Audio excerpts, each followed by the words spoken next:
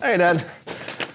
After last week's episode where we talked about protests in Colombia and stuff, this week we're gonna do something a little bit lighter. We're gonna be talking about a video game called Helldivers 2. Now, before I get into that, I want to talk to the people that are coming here because they really like Helldivers 2. We're gonna talk about the game and what just happened with the game.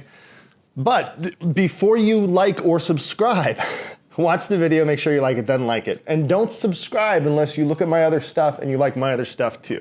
If you want to get past all this preamble stuff, you just advance over here until I'm wearing a suit. That's when I'm normally talking about stuff. I'm filming this on my birthday. I was excited to talk about this topic and put Helldivers 2 and its user protest in comparison to the college protests that are happening across the country. Because this is something that I find a little bit more fun, a little bit less dense, and I also think gives me an opportunity to talk about how capitalism works. So that's fun too. And in service of that, I went, okay, I'm gonna get my stuff together. I did my research, I got a bunch of screenshots. I also tried to get some footage of me playing Helldivers 2. Not me sitting in a chair doing this, but footage of me playing the game. It turns out my computer's kind of a potato to play a game and record at the same time, so the footage kind of looks like this. So when you see that footage, it's bad because my computer can't handle it. I was also gonna make some 3D guys so that I could talk about them as like props. So these were the first ones I made. They're too small. So then I made these guys, which are bigger and work better, but some of them didn't come out.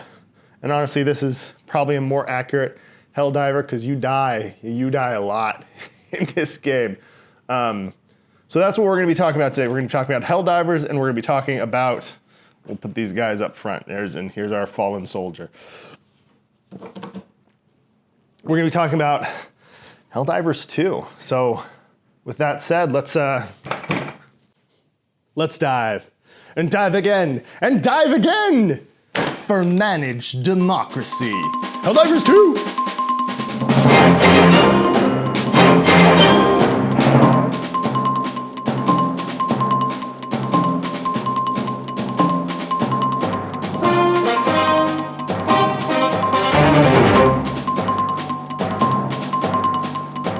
So last week we talked about a protest, and on the day that I was editing it, some of those protests came to an end. UCSD got cleared out. There's been some other resolutions. Some schools have continued to negotiate and are looking at divestment. The same time that college protest was happening and stuff was all over the place, another protest happened in the video game world. It happened around a game called Helldivers 2. And to understand that protest and how it compares to the Colombia protests, you have to understand Helldivers 2. So we're gonna talk about a video game for a little bit. And while we talk about that video game, don't fuzz out. This is actually, I think, it's a phenomenal video game. It's very interesting. But the structure of it is part of why the protest was successful. And I'll get to that point, I'll make it either. And I also want to preface this and say I'm not being unserious here. I'm not trying to conflate the tragedy that's unfolding in Israel and Gaza with a video game, especially since it's a war video game, so it's a fluff thing. What I am doing though is looking at two different communities and how they got different outcomes because of how they organized. So that said, let's do the first part and let's talk about Helldivers 2. So Helldivers 2, it's what's called a live service game. That means that the game itself is ongoing, but the core of the gameplay is dropping onto a planet, that's the Helldive, and you land on the planet and you shoot the crap out of bugs or robots and try and complete the mission on that planet. That's it. 20, 40 minutes of mission, that's it. There's paired missions and some of them have dual mission objectives and secondary objectives, but the core gameplay loop is just that. Your character doesn't get better, your character doesn't upgrade, but your ship does. And as your ship upgrades, it changes what you can get called down for your character to use. But as soon as you die, that character is literally dead forever. The conceit of the game is that this is like you remember Starship Troopers? It was a movie with Casper Van Dien about shooting bugs, super loosely based on a Robert Heinlein book, but it was Satire by Paul Verhoeven. Same guy did RoboCop, satire about policing. The satire was so good, though, that it went over a lot of people's heads. Helldivers 2 leans into it to the point where what they're bringing to these planets is managed democracy. They kill the bugs to harvest them for an oil. They kill the robots because the robots keep coming in and trying to take land. So it has all these elements of this future super... It's weird because it's not truly post-apocalyptic. They have so much resources that they're just bombing the crap out of stuff. But they make this satire of a managed democracy, a super jingoist state. Super Earth is where you're from and what you're fighting for. Your ships are all Super Earth ship and then the name of the ship. But these guys, the Helldivers, the guys that go down and fight for managed democracy, they're put through a training that's not very long, and then they're put in a pod and cryo-frozen, and then the next thing they know, they land on a planet and are shooting at bugs. So they go from training to fighting. Then when they die, a new one is released. So technically, when you're playing a game, and a game has 4 players, and they're real players, you can jump into other people's games, they can jump into yours, you can make a squad. When you play those 4 players, those characters die and they'll never come back. The voices are randomized when they land to kind of illustrate that. So it might be a girl's voice, it might be a boy's voice, it might be deep, it might be low. You never know. But your ship you get to name, your ship you get to upgrade, your ship can become better while you're just murdering these soldiers in the name of managed democracy. And these soldiers are murdering bugs and bots in the name of managed democracy. So it really, really leans into that. It's super smart. But it's a live service game. What is a live service game? Well, think of World of Warcraft is probably the longest running one. Destiny, Destiny 2, League of Legends, Anthem. A live service game is an ongoing game where it has little things to do all the time and special rewards to do each day or each week and goals within the game. And in most of those, you have a character that you build up over time. They get better at things. Again, in Helldivers 2, your character doesn't get better. Your skills as an individual playing the game may get better, but the actual guy doesn't get better. Just the ship. So kind of your main character is the ship, which is fun and different and weird. But they're also doing the live service piece a little bit different, where a lot of games, it's a $60 fee for the original game, $30 for an expansion, and then you have to pay for extra credits in game, and you have to get loot boxes. You have to get all these things. It's almost pay to win or pay to get the service. Helldivers 2's $39.99. It's $40, and that's it. You can buy super credits, but if you're playing, it's pretty easy to find super credits. There's probably 20 to 30 super credits on every mission, sometimes 100. And that you can use to buy war bonds. So technically, there's nothing that you really have to buy once you buy the game. You can pay to unlock war bonds, and you can pay to get more super credits, but those won't upgrade your ship.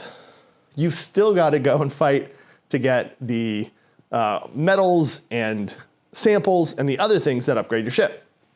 So it did a really smart thing in the way it was shaped, what it cost. It cost $39.99 instead of the $59.99 to $79.80. Some games, special editions, cost $100, $120 coming out live. And so that put it in a really good spot to kind of jump off the shelves, because a new game costing $40, $39.99 is pretty unusual. People jumped in.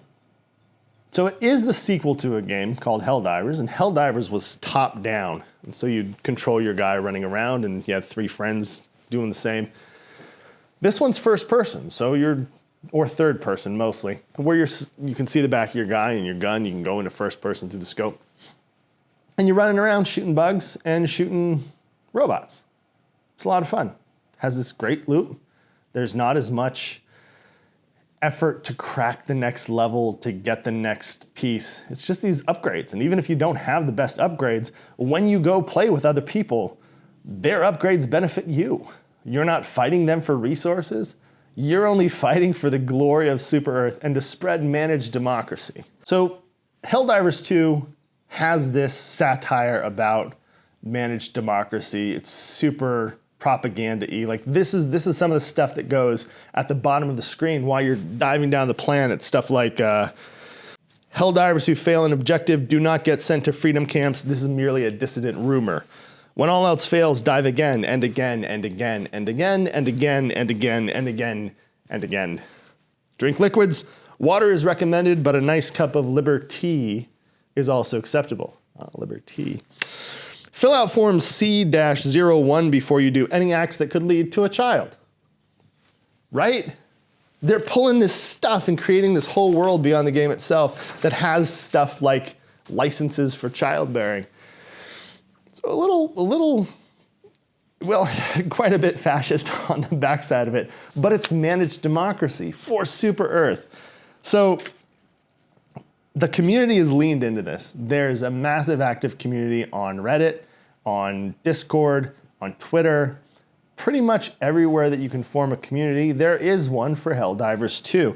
And the devs, the people that make this game, the CEO is Johan Pilestad. And I'm not sure I said that right. They're Arrowhead Studios, and they're a smaller studio. And he's constantly tweeting stuff about the game as if they're the propaganda arm of Super Earth. So he, the community organizers, everybody involved with the game is leaning into this. There's stuff that happens in the game where they'll release stuff and not tell people what they released. And so people started seeing flying bugs, which had never appeared. So like 2 months into the game, some new enemy appeared and people were screenshotting it and sharing it. And the CEO said, no, that's not real. Don't believe the Terminid propaganda. When they started seeing blue lights in the sky that may indicate a new enemy's coming, they said, no, these reports are not true. Trust Super Earth. They even had a series of missions where they sent the Helldivers to go and install termicide towers that would permanently destroy the Terminids on those planets. The Helldivers dove, they installed the termicide towers, had great fun doing it. It was a new mission type. And then a couple of weeks later, the call came down for a new major order that said, yeah, it looks like the termicide towers didn't work. They're increasing the reproduction rates of the Terminids, so we're gonna go blow them all up. And so then we had to go and blow up these towers that we'd installed. And so the game has this evolving storyline about the push and pull fronts on a galactic war. It's got this galactic map where you can see where the Terminids are, you can see where the automatons are, and it has this push and pull storyline that's being governed like a Dungeons and Dragons game. There's a GM named Joel. Nobody knows who he is. He doesn't show up on the boards or anything. He's just in the background, guiding the game and the mission and looking at the numbers and trying to figure out how to push and pull against all of the Helldivers while still keeping it fun for them. So that makes this game evolve even when you're not there. You'll stop playing for a week or 2 weeks and then you'll dive back in. And when you dive back in, a whole bunch of stuff has changed. There's segments that have been lost, segments that have been gained. There's new major orders, there's new stuff. Stuff happens in real time in the game. That's where this starts to get interesting because inside of the game, you have to make strategic choices. But the largest number of people you'll ever communicate with in-game is 3. Because there's you and 3 other people diving to kill Terminids or to kill automatons. Because of that, the community started to build ways to disseminate orders outside of the game. And in doing so, they set up a communication system that the devs really didn't plan on or put any mechanism in for. And so when there comes an order that says you have to save 2 of these 4 planets in the next 24 hours, you can go in game and try and figure out what everybody else is thinking. But in the beginning, there was this like even spread of people in all the different places. Everybody's just having fun. Nobody's coordinated. And because of that, because of this distribution, we lost some orders. We've lost quite a few orders, but we were losing orders because we couldn't coordinate. And so we started coordinating outside of it. And to be able to get all of the people coordinated on the same page is extremely difficult. But once we figured out a way to do it, you knew where to look and who to listen to figure out what to do next. Let's talk about the success of the game. So it did all these things really well right off the bat. People loved it. They were having a great time playing it. It has a tight gameplay loop. It was affordable. $40 is much cheaper than many, many games that are out there, especially since it's a live service game and ongoing, you wouldn't have to worry about it. The actual numbers, so this is Twitter on February 1st, 7 days before the game came out, right? So that's this year. They had 6,000 followers. Right, 6,061 on February 1st. Here's today. They went from 6,000 to 625,000. That's crazy. That's a 100-fold increase, 100 times more. And they didn't think this game was going to blow up the way it did. Arrowhead partnered with Sony, and Sony put it out for PlayStation and PC on the same day. Xbox doesn't have it yet. Eventually they will. But right now it's just PlayStation and PC players playing the game. For its PC partner to distribute the game, Sony used Steam, which it's done in the past when it brought Sony exclusive to PC. Horizon Forbidden West. You've also got God of War series. And when it brings them over, it puts them on Steam. It's a good partner. It's a good platform. But it's not Sony's platform. Sony's platform is the PlayStation. The PlayStation doesn't have a PlayStation Network thing for PC. Xbox does, but PlayStation does not. Because of that, Arrowhead made the game, Sony published and distributed it, and Steam sold and maintained it on the PC. Right? So we got 3 companies involved in this. When it went live, they expected something more than they had with Helldivers. The original Helldivers had a peak concurrent player count of 6,000. Great for a little indie studio, great for a fun little live service game. So, okay, this will be bigger than that. Not much bigger. Let's say maybe 10x, 20x. Because we're launching wider, we've got more attention to it, our old base comes along, we might do well. So let's put the server capacity, which means the number of people that can play at the same time, at 250,000. Then, pie in the sky, it'll be fine. They launched the game on February 8th. There's some in-game bugs. There's some matchmaking issues. But biggest of all, there were server issues. Because the game sold 1 million copies in its first month. And now it's sold somewhere like 8 million copies. So they kept expanding the servers. They kept getting more and more and more people all on the same servers. Eventually, they were hitting a cap of about 450,000. The largest concurrent player count on Steam was around 400,000. And then on the other side, you've got PlayStation on at the same time. So they had a lot of work to do at launch, more than they planned on. They tackled it. I'm super impressed with how Arrowhead Studios tackled that.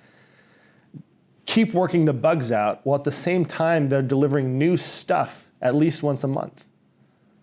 And so because they were doing all that, one of the pieces that they'd agreed to with Sony kind of slipped through the cracks. Originally, if you wanted to play the game, you were going to have to link it to a PlayStation Network account, which people that have a PlayStation have. It's part of signing up on the PlayStation.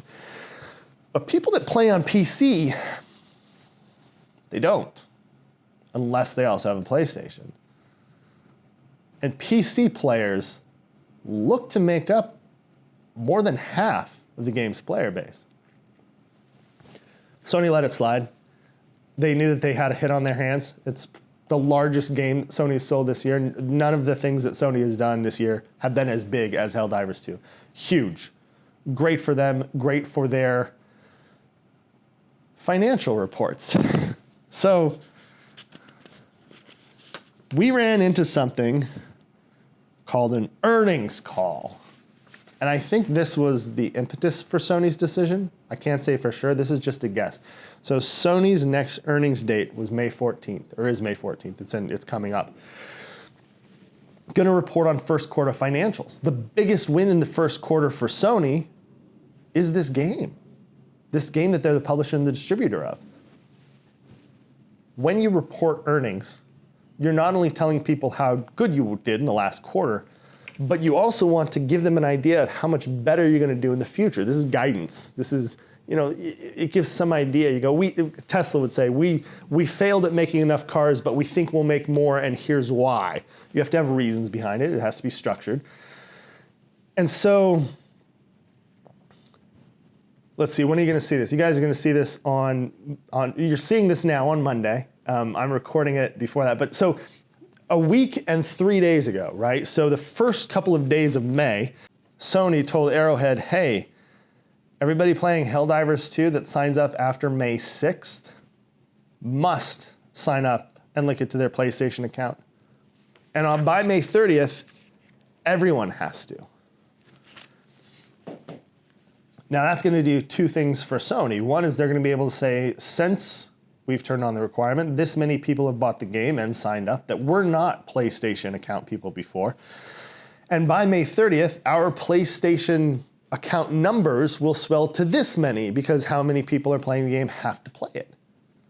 Sony mandated this. They said, you have to do it. Arrowhead went, you hold the purse strings on this one. You signed on as publisher and distributor and helped us get it made, and it's in the contract, so we have to. You could tell that the developers weren't super happy about this push. The community manager got pretty spicy in Discord, trying to keep people together, and at one point, people were putting it on him and going, hey, why don't you do something? Why don't you do something? Why don't you? This is so stupid. This is so stupid. He understandably got peeved and started saying, dude, if you don't like it, tell Sony. If you don't like it, change your review. If you don't like it, try and get a refund. This is not my call. And he's right, it wasn't. But it's hard to be the front face of a developer who's being told by a giant multi-billion-dollar corporation to make this change. You're the little guy on the face of the little guy. So that challenge pops up. They drop this right before the weekend. They don't realize a couple of things that are playing into what's happening. When they put the software on the Steam platform, they didn't block any regions. They said, we'll sell it anywhere. Why? We want to sell as many as possible. But once they put in the PlayStation account linking requirement, they bumped into something. There are 177 countries that PlayStation is not allowed to be in. And there's various reasons. Some of them are the import-export laws in those places. Some of them are how they use information and how they'd have to share information in those countries. So Sony has legitimate reasons for not running full stack there. Business reasons. They're again, around money.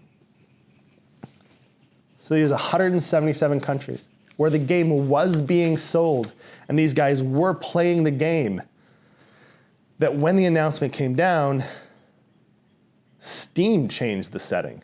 And Steam changed the setting and offered everybody in those areas a refund because Sony was going to break the game for them. So that's one thing that happened as a result of this. The other thing that happened is that they listened to the community organizer. They did what's called review bombing. And this might be the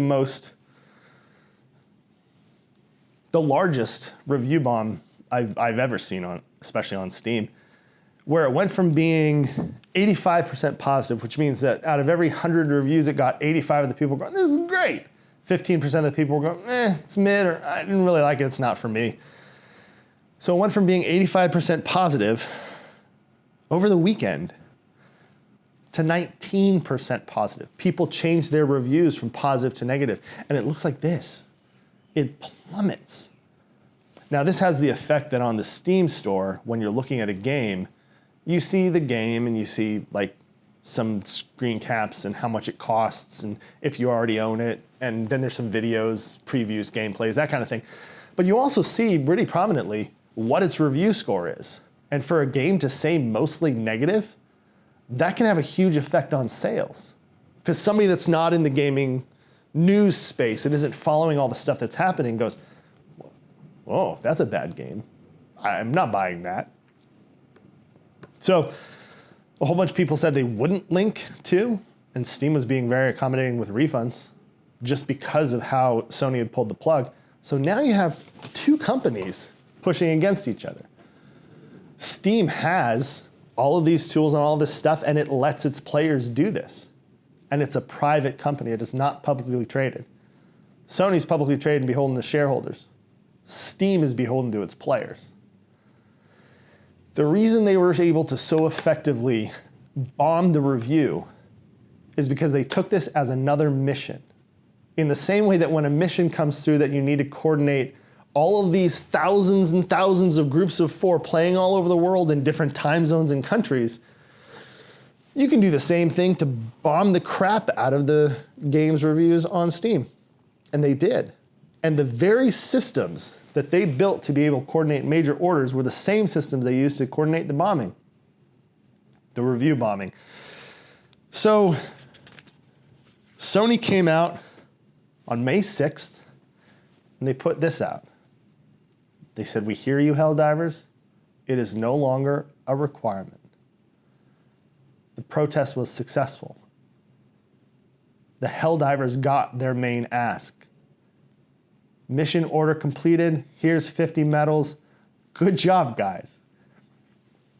Now, that same network went into action to unreview bomb the game. When I looked earlier, it had been reversed, and it's now all reviews are mostly positive, recent is mixed, and it's at 75% positive. That's a huge number. Look at the number of reviews it has, right? So it's got 623,000 reviews all time, 330,000 recent reviews. For them to switch that many reviews in the span of a couple of days, to go whoof, whoop, is a phenomenal act of coordination between hundreds of thousands of people. Guess what, guys? Major order achieved. Here's another 50 medals. The same systems that give us that little serotonin dopamine, we did it, were used and deployed to effectively push Sony back down on this issue. The countries still haven't all been unblocked, so that's another thing for Helldivers to work on. I'm not sure what avenue that happens. I think that's Steam that has to do it, or possibly the publisher has to promise that they're never going to add the PSN requirement. There's a couple of takeaways on this, something for all you Helldivers out there to keep in mind before you dive. The efficacy of an ad hoc network to coordinate hundreds of thousands of people resulted in massive movement when it needed to. Massive combined economic pressure. And here's where I'm going to talk about the college protests for a little while. If you're here for the video game stuff, I really appreciate you coming by. I hope you enjoyed this. You'll probably enjoy the Dungeons and Dragons one. There will be more things about video games, board games, movies, more video games. We'll put those in a separate playlist. We'll call that stuff for geeks. But you might not like all my videos, so don't subscribe just yet. But the college protests. So I think there's two major factors at play between the success of one group of protests and the lack of success on the other group of protests. Helldivers 2 had a giant informal network where they could mobilize hundreds of thousands of people in hours. That was built because they needed ways to motivate hundreds of thousands of people in-game. So they'd already had this serotonin plug fixed. The college protesters don't have that network. Because they don't have that network, the biggest spreader of the college protests has been reporting on the college protests. Look at how Colombia got press on the first round of occupation, and the second one was even bigger. And it triggered a whole bunch of them all across the country. The other thing I think had a huge effect on this is money. Where the Helldivers were able to directly affect the possibility of profit for Sony in the future and directly affect the amount of income right now for Sony, all of these college students pay for their tuition up front.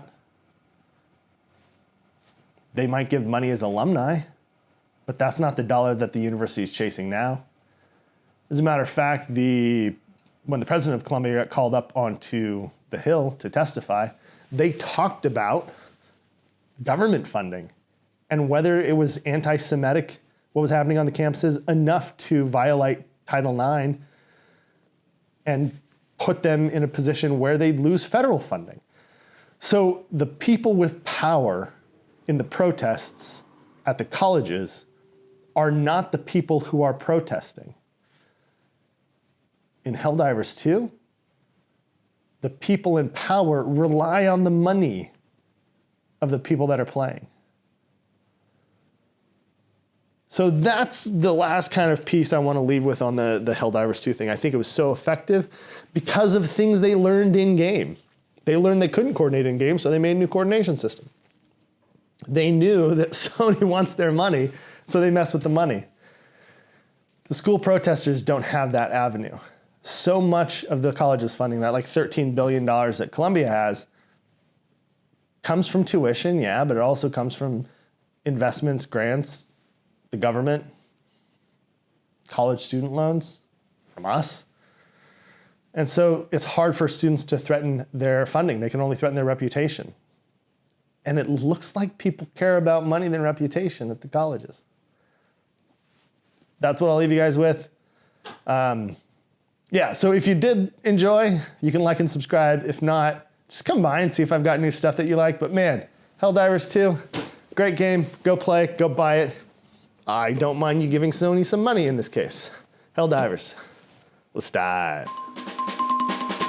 Ba-da-ba.